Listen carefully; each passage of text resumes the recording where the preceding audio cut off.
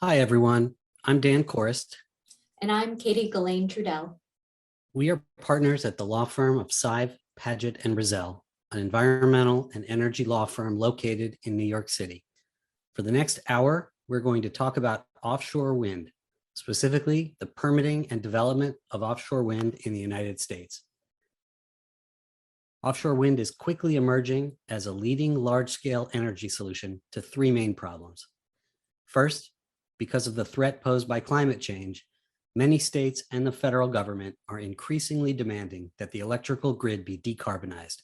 That is, that we move away from power plants that burn fossil fuels to create electricity.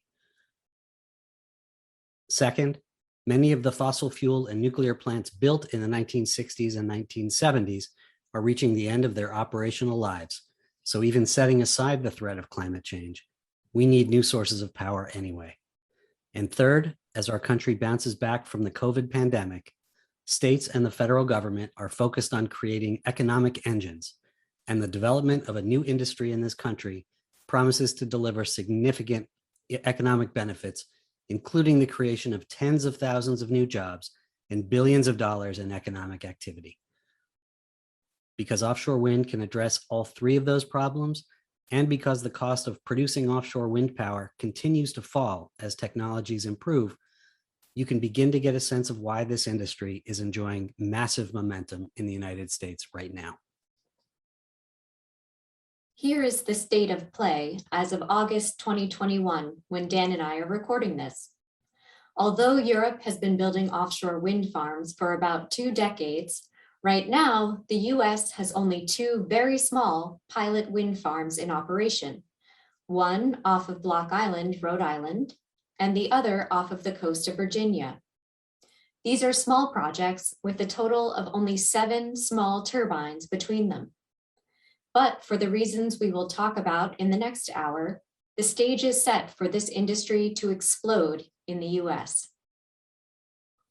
Many states along the eastern seaboard, and now the West Coast as well, are ready to commit to these projects with long-term procurement contracts, and the new Biden administration has made offshore wind a priority, not only to decarbonize the grid and to help combat climate change, but also because of the significant economic benefits that this new industry will bring. A quick word about us. Katie and I have had the privilege of working to support New York State in its efforts to attract the offshore wind industry to New York. That's a significant undertaking because as of now, there are no experienced American offshore wind developers. Most of the largest such companies are European. Today, our firm represents one of the major global offshore wind developers that is seeking permits and approvals to construct and operate several very large offshore wind farms that will bring over 3 gigawatts of clean energy to New York State's grid.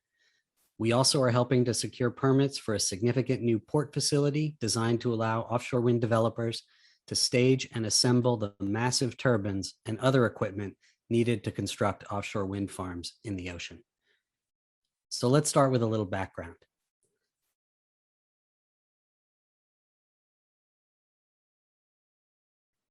Let's talk first about how offshore wind creates electricity.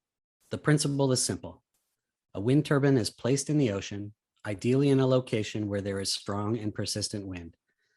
Although wind is an abundant resource around the world, some parts of the planet have better wind than others. As the wind turns the blades of the turbine, a rotor inside the turbine begins to spin a generator, which produces electricity. The more the wind turns the blades, the more electricity is created. Although the technology has improved, this simple principle of using the kinetic energy of wind to create electricity for people to harness is essentially the same as the windmills that started to appear 1,500 years ago across the Middle East, Europe, and Asia. While most of you probably have seen a wind turbine on land, chances are you have not seen an offshore wind turbine yet. Onshore and offshore turbines generally look the same, but their scale is completely different. When designing and installing turbines onshore, a developer needs to account for terrestrial limitations, like the width of the road network that the turbine will be transported on. So the largest onshore turbines can only be several hundred feet high. But offshore, developers can go much bigger because they don't need roads. Turbines are assembled at port facilities and then loaded onto large vessels that bring the turbines out to the ocean and install them. So today's largest offshore turbine stands at about 900 feet, which is almost as tall as New York City's Chrysler Building. Each new generation of machine continues to grow larger, and this increasing scale yields more energy at a lower cost.